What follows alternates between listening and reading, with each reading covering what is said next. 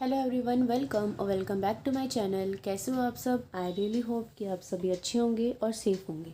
हमने स्टार्ट किया था न्यूमेरिकल एनालिसिस का चैप्टर नंबर 7, जिसमें कल की वीडियो में मैंने आपको पावर मेथड समझाया था।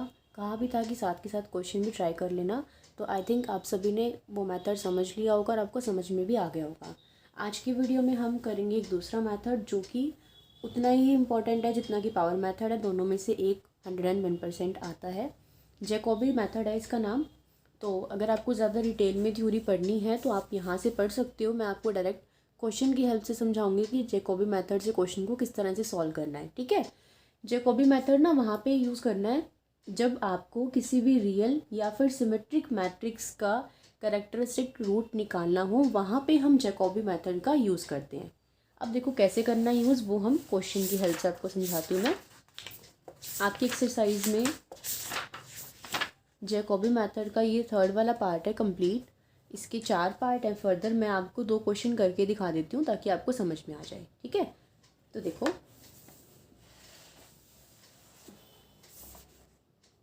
जैकोबीज मेथड ये रियल या फिर सिमेट्रिक मैट्रिक्स का कैरेक्टरिस्टिक रूट फाइंड आउट करने के लिए हेल्प के लिए यूज़ किया जाता है।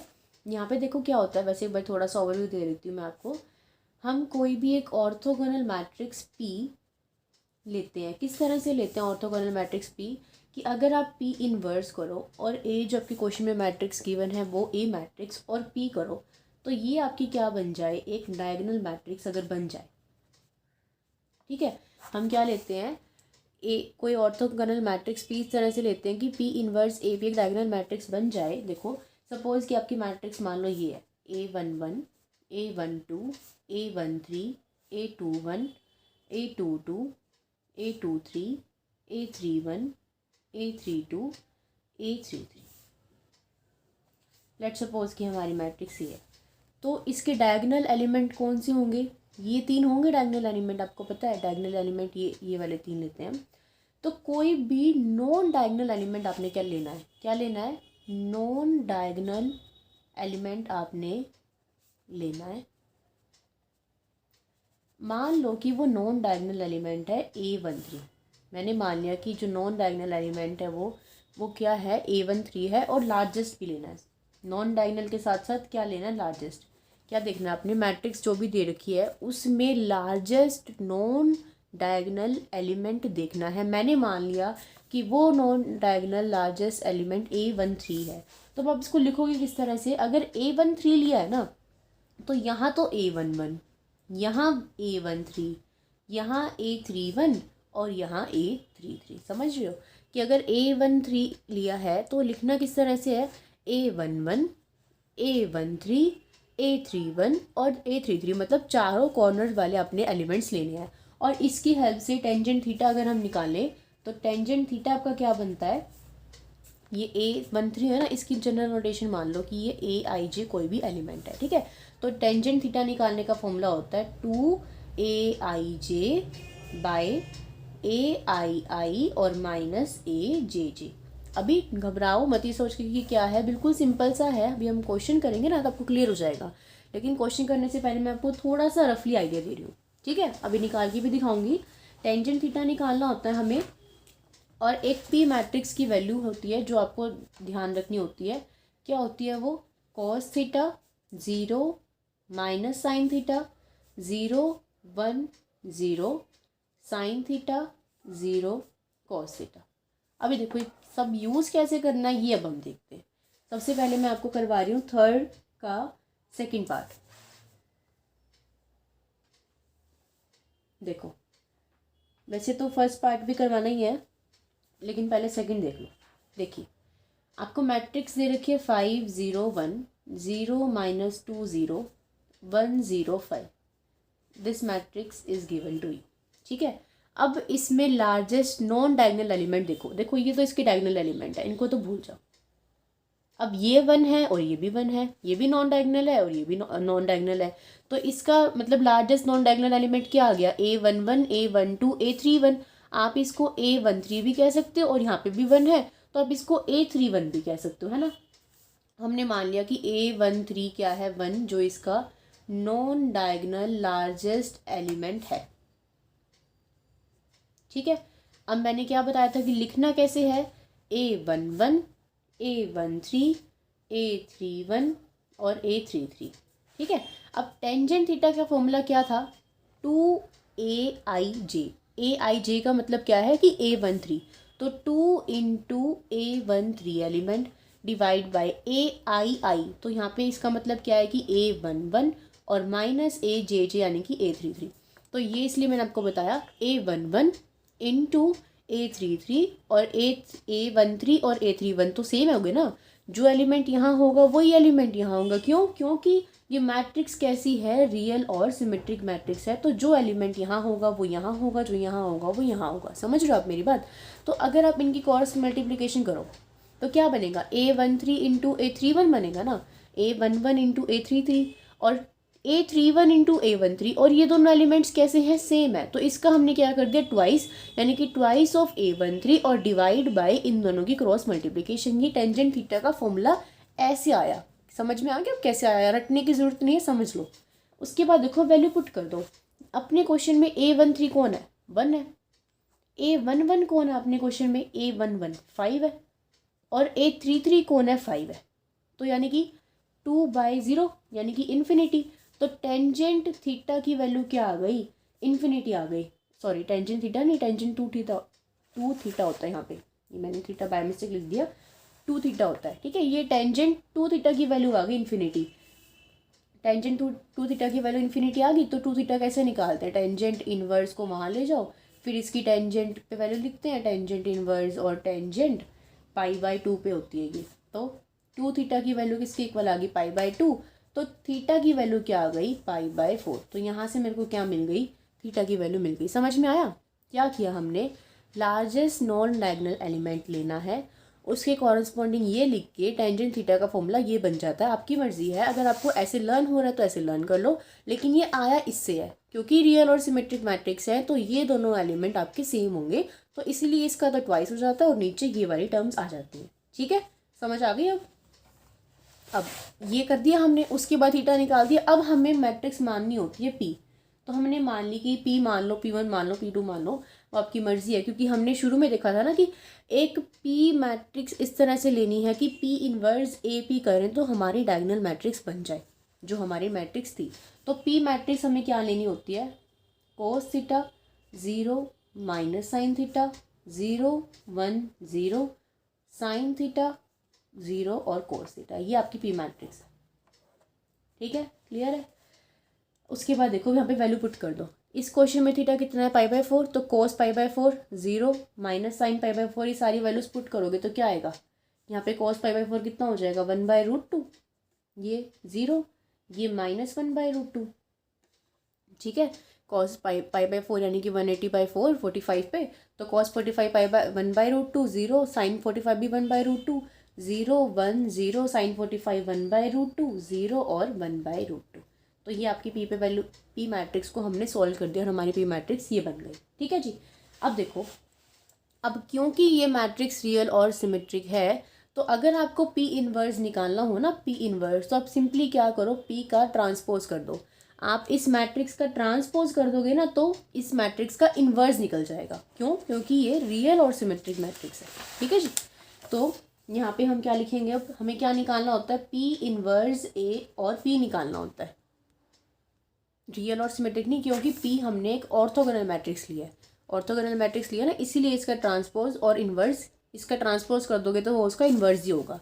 रियल और सिमेट्रिक मैट्रिक्स तो हमारी ए है और पी हमारे एक ऑर्थोगोनल मैट्रिक्स है।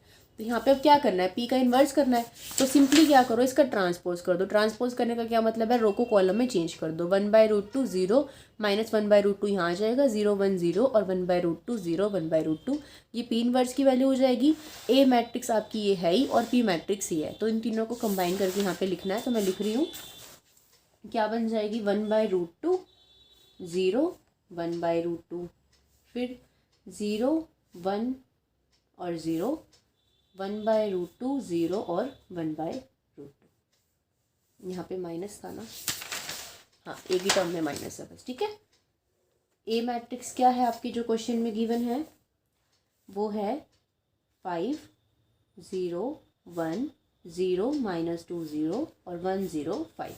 और पी मैट्रिक्स क्या थी, इसी का दोबारा से ट्रांसपोज कर दो तो पी बन जाएगी 1/√2 0 -1/√2 0 1 और 0 और 1/√2 और 0 और 1/√2। ठीक है, ये क्या है आपकी ए मैट्रिक्स है। तो मैंने क्या लिख दिया, पी इनवर्स लिख दिया, ए लिख दिया और पी लिख दिया। क्लियर है। अब क्या करना है, इन दोनों की मल्टीप्लाई करो पहले और इस टर्म को एज इट इज रहने दो।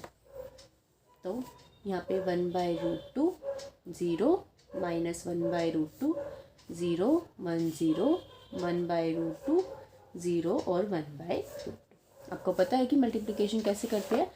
5 की मल्टीप्लिकेशन करोगे 1/√2 से, प्लस 0 की 0 से, प्लस 1 की -1/√2 से। तो मल्टीप्लिकेशन करो, 5 × 1/√2 कितना आएगा 5/√2, ये तो 0 बन जाएगा और -1/√2 बनेगा। यहाँ पे माइनस ही था ना, हाँ ठीक है। तो देखो 5 × 1/√2 5/√2 और यहाँ पे -1/√2 हो जाएगा ये वाली टर्म। ये मल्टीप्लिकेशन ऐसे करते हैं ना, मैं गलत बोल गई। 5 की 1/√2 से, प्लस 0 की 0 से और 1 की 1/√2 से, ये रो और ये कॉलम। तो 5/√2 प्लस 1/√2 6/√2 हो जाएगा। सॉरी गलती से हो गया, ठीक है। फिर 5 की 0 से, प्लस 0 की 1 से और प्लस 1 की 0 से। तो 5 0 से 0, प्लस 0 × 1 0 और 1 × 0 0, तो सारा 0 ही बन गया। फिर 5 की -1/√2 से, तो -5/√2, 0 की 0 से करोगे तो 0 और प्लस 1/√2, तो -5/√2 प्लस 1/√2, √2 एलसीएम, -5 + 1 कितना बन जाएगा -4/√2। ठीक है। फिर यहाँ देखो 0 की इससे करोगे 0, 0 की इससे करोगे 0, तो ये सारा 0 बन जाएगा। फिर 0 की इससे करोगे, -2 की 1 से करोगे तो -2 और बाकी सारी टर्म 0, तो यहाँ पे -2। फिर 0 की इससे करोगे 0 0, ये भी सारा 0 बन जाएगा। 1 की 1/√2 से करोगे 1/√2 0 और प्लस 5/√2, तो 6/√2। फिर यहाँ पे भी 0 आएगा क्योंकि ये मैट्रिक्स में यही टर्म आएंगे। आप करके भी देख लो, यहाँ पे करोगे -1/√2 0 और फिर प्लस 5/√2, तो 4/√2 आएगा। ठीक है। अब इन दोनों की करनी है मल्टीप्लिकेशन, तो इन दोनों की कर दो। देखो 1/√2 की 6/√2 से, ध्यान रखना ये गलती मत कर देना, √2 की √2 से मल्टीप्लाई करोगे तो वो 2 बन जाएगा। तो 6/2, ये तो 0 ही बन जाएगा, और प्लस 6/2, तो 6/2 प्लस 6/2 कितना बन गया 12/2, और 12/2 कितना आ जाएगा 6। तो यहाँ पे क्या आ जाएगा आपके पास 6। ठीक है। फिर इससे इसकी और इसकी तो कर दी हमने, अब इसकी और इसकी करनी है। तो 1/√2 की 0 से करोगे तो 0, ये भी 0 और ये भी 0, तो नेक्स्ट टर्म 0। फिर 1/√2 की -4/√2 से करोगे तो -4/2, ऐसे साइड में लिख लेना अगर कंफ्यूज हो रहे हो तो। फिर 0 की 0 से करोगे तो 0 और प्लस 4/√2 की √2 से करोगे तो 2, तो ये भी कितना आ गया 0। ठीक है। फिर यहाँ देखो 0 × समथिंग 0 0 0, तो ये भी 0 आएगा। फिर यहाँ पे 0 की 0 से, -2 की 1 से -2 और 0, तो -2 ही आया। 0 की इससे करी 0, 1 की इससे करी 0, तो ये सारा 0। यहाँ पे देखो -6/√2 × √2 2, इसकी इससे करी, फिर 0 की इससे करी और प्लस 6/2, तो ये भी 0 ही बन गया। फिर -1/√2 की इससे करोगे 0 0 और 0, -1/√2 की -4/√2 से, तो 4/2 दैट इज़ 2, ये 0, इसकी करोगे तो 4/√2 और इंटू √2, तो 4/2 यानी कि 2, तो ये कितना आ गया 2 + 2 4। तो अभी क्या बन गई, एक डायगोनल मैट्रिक्स आ गई ना आपके पास। जब आपने P इनवर्स AP किया तो आपके पास ये डायगोनल मैट्रिक्स इस तरह से आ गई कि इसमें सिर्फ डायगोनल एलिमेंट्स ही हैं और नॉन डायगोनल एलिमेंट सारे 0 हैं। तो यही क्या आ गया, आपका आंसर आ गया।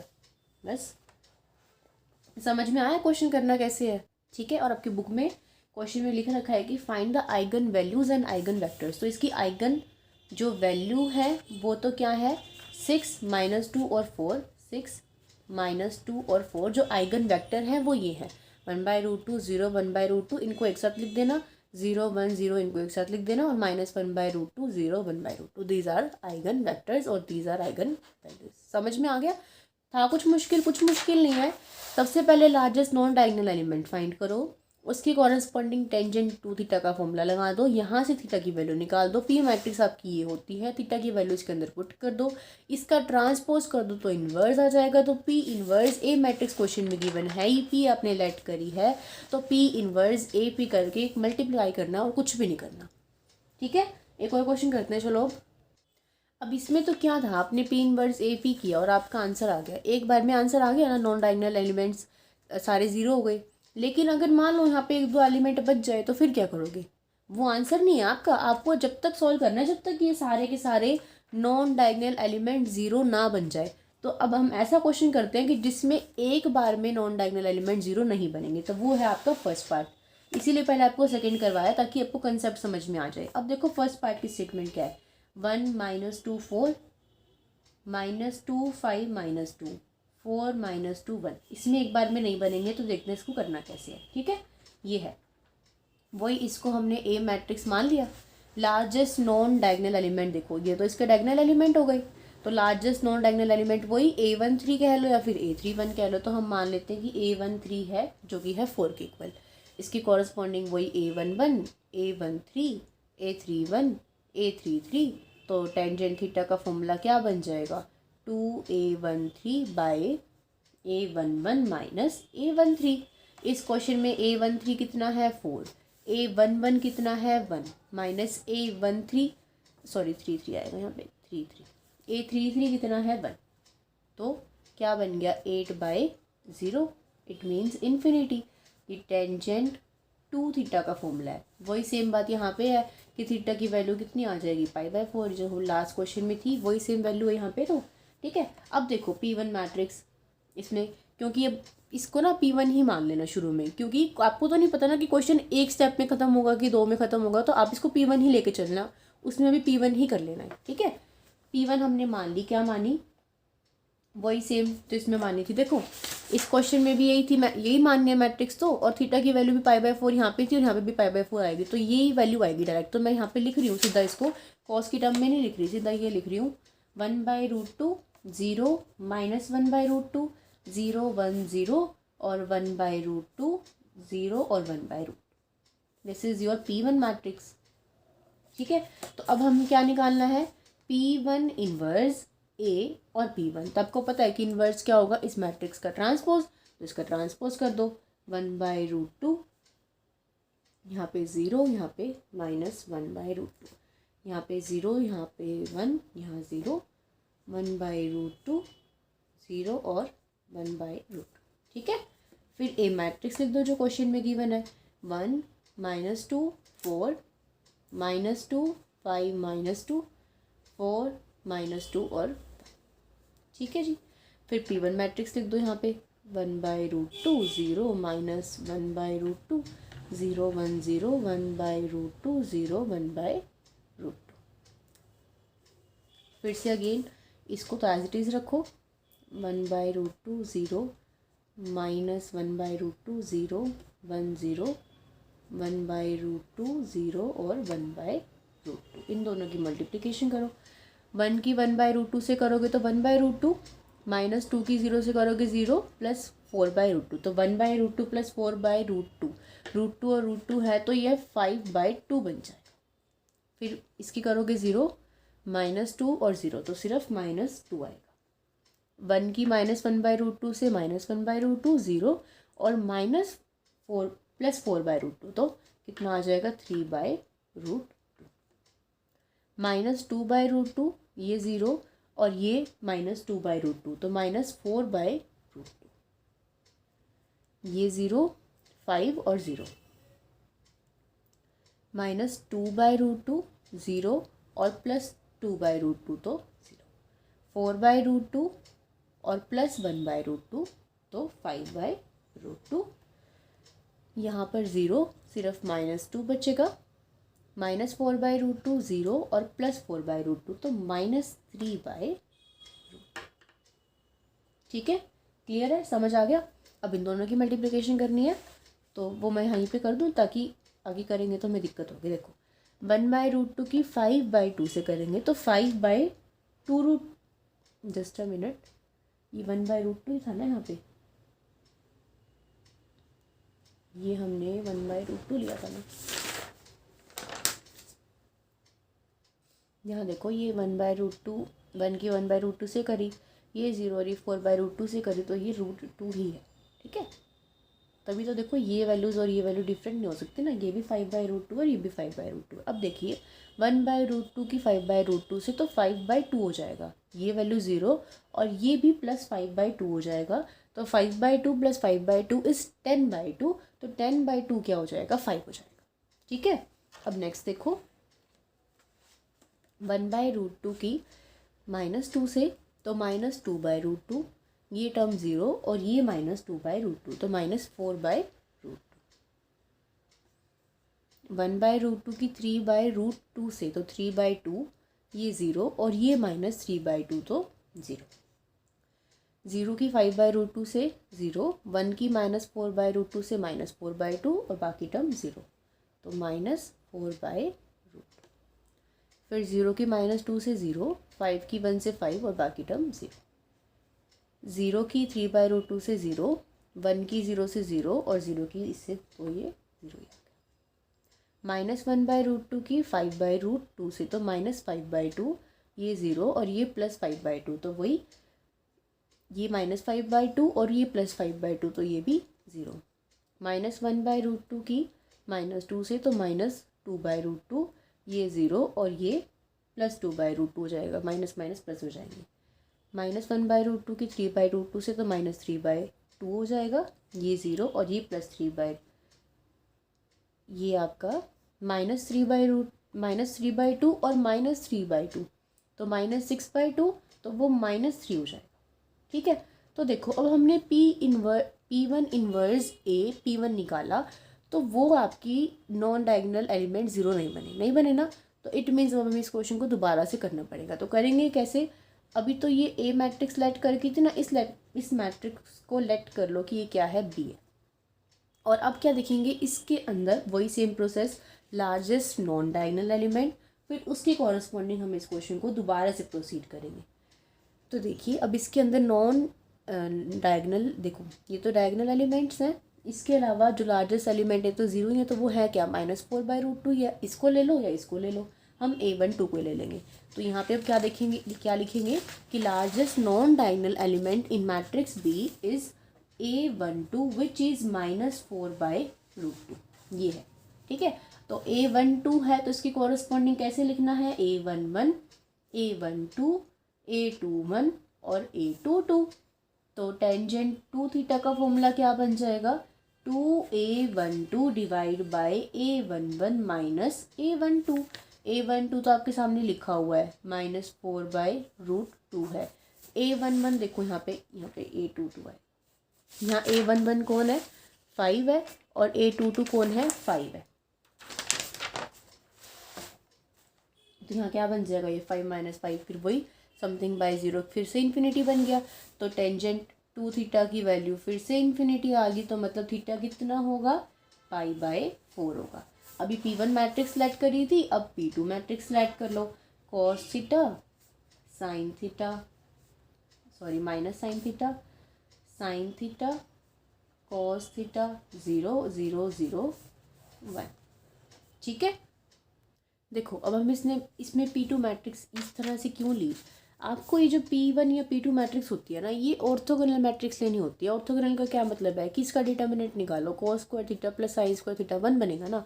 तो अब यहाँ पे क्या था हमारे पास, ये तो एलिमेंट 0 थे, है ना, देखो ये तो 0 था, ये भी 0 था, ये भी 0 था, ये भी 0 था, और ये नॉन डायगोनल एलिमेंट है, इसको तो मुझे 0 बनाना नहीं, तो इसकी जगह हमने 1 रखा, और इन एलिमेंट्स की जगह हमने cos theta minus sine theta लिया, ताकि इसका डिटर्मिनेंट क्या रहे, 1 रहे। ऐसे देखो हमने यहाँ पे किया, यहाँ पे क्या था, हमने क्या किया, ये बीच में ये जनरली हम ये लेके चलते हैं, अगर इससे क्वेश्चन नहीं होता तो फिर हम क्वेश्चन के अकॉर्डिंग उस मैट्रिक्स को चेंज करते हैं। यहाँ पे भी क्या है, देखो cos थीटा की मल्टीप्लाई करोगे cos स्क्वायर थीटा और माइनस साइन स्क्वायर थीटा, तो इनको आपने इस तरह से रखना होता है, ठीक है।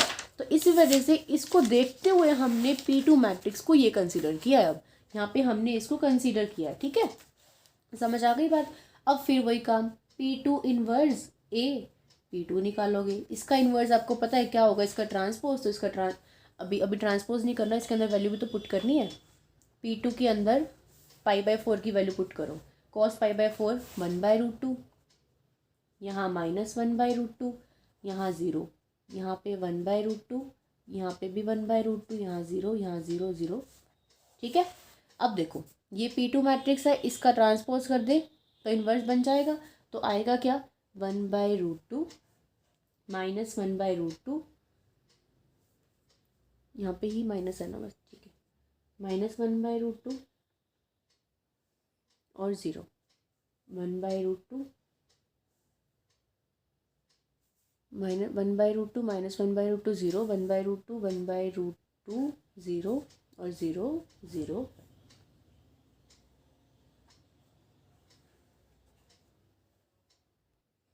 ये हो गया, यहाँ पे बी लेना है, एक का काम तो खत्म हो गया ना। इसका इन्वर्स कर दिया। अब यहाँ पे बी मैट्रिक्स लिखो। क्या थी बी मैट्रिक्स, 5 - 4/2 0, -4/√2 5 0 और 0 0 -3।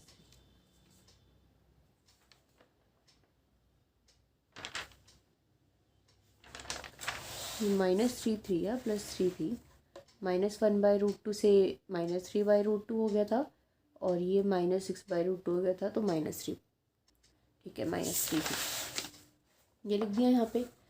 फिर वही पी मैट्रिक्स लिख दो, 1/√2 1/√2 0, -1/√2 1/√2 0 और 0 0।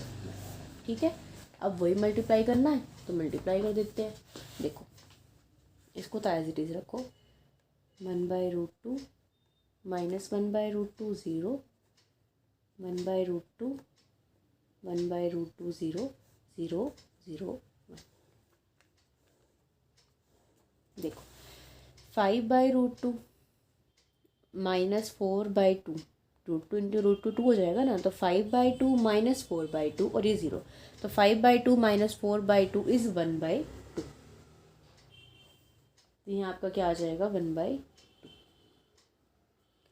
5 नहीं, देखो 5 तो √2, ये देखो यहाँ पे 5 तो √2 बनेगा, और माइनस इसकी मल्टीप्लाई करोगे तो √2 × √2 2 बन जाएगा। तो ये तो 4/2 हो गए, तो 2 हो गया, लेकिन तो यहाँ क्या है आपके पास, 5/√2 और -2। ठीक है, समझ रहे हो, इसकी मल्टीप्लाई करी तो 5/√2, और इसको सॉल्व करने के बाद -2, फिर इसकी मल्टीप्लाई इसकी इसके साथ कर दी, अब इसकी इसके साथ करो, -5/√2, इसका आएगा -2, और ये तो 0 हो जाएगा। तो यहाँ पे क्या आएगा, -5/√2 और -2। देखो यहाँ माइनस है ना, तो इसका तो -5/√2, और इसको सॉल्व करने के बाद -2। फिर यहाँ पे 5 की 0 से 0 0 और 1 की 0 से, तो यहाँ पे तो 0 ही। ठीक है, अब यहाँ जाओ, -4/√2 × √2 2 हो जाएगा, तो -4/2 यानी कि 2 बन गया। इस किससे करोगे तो यहाँ पे +5/√2, 1/√2 की 5 से करोगे तो 5/2, यानी कि -2 और +5/√2। तो मैं इसको ऐसे लिख देती हूँ, 5/√2 और -2। ठीक है, यहाँ देखो माइनस माइनस प्लस हो जाएगा, 4/√2 × √2 हो जाएगा, 4/2 2, यानी कि इसको सॉल्व करने के बाद तो 2 आ गया, और 5 की 1/√2 से करोगे तो 5/√2, तो 5/√2 और +2। तो यहाँ क्या आ गया, 5/√2 और +2।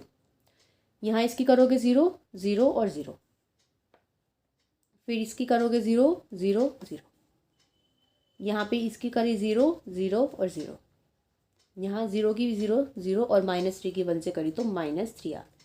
ठीक है, अब इन दोनों की मल्टीप्लिकेशन करनी रहती है।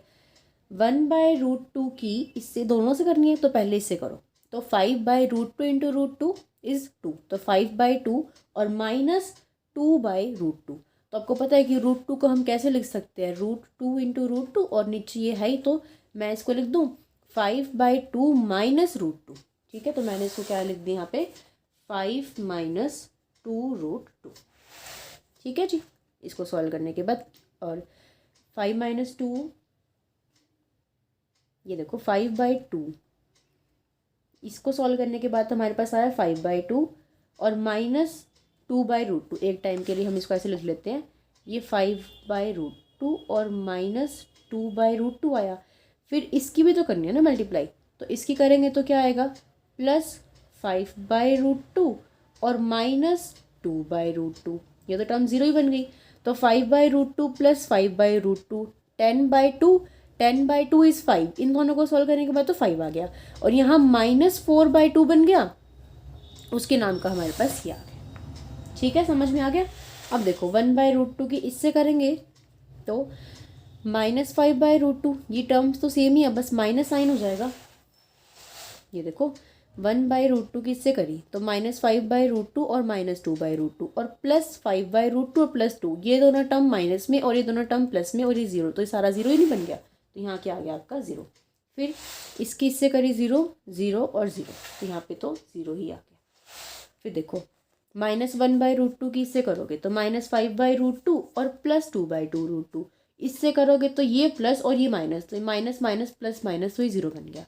फिर यहाँ आ जाओ, माइनस माइनस करोगे तो +5/√2 और +2, है ना, इसकी इससे करोगे तो, और यहाँ से करोगे तो भी आएगा। तो जो हमने इसको सॉल्व करने के बाद किया था ना, यहाँ पे तो 0 बन गया, लेकिन यहाँ क्या आएगा 5 प्लस हो जाएगा, बस इतना फ़र्क है। आप करके देख लेना आराम से, यही आएगा